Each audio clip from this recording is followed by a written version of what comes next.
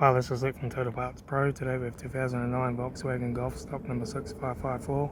This ran from the 6th 2004 to the 2nd 2009. It has a CBAB 2-litre 4-cylinder turbo diesel engine backed by a 6-speed manual transmission.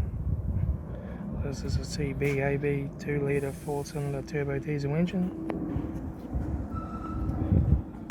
Left front 16-inch factory alloy maggot tyre, left front door mirror, left rear 16-inch factory alloy maggot tyre, left rear taillight, rear boot lid 1 dent, right rear taillight, right rear 16-inch factory alloy maggot tyre, right rear door no dents, right front door no dents, right front door mirror, right front guard no dents, right front 16-inch factory alloy maggot tyre, right front door card, right front master switch, centre console lid, manual gear shifter, heater AC controls, interior mirror, front courtesy light with sunglass holder, left front sun visor, right front sun visor, factory 3-spoke leather steering wheel, instrument cluster,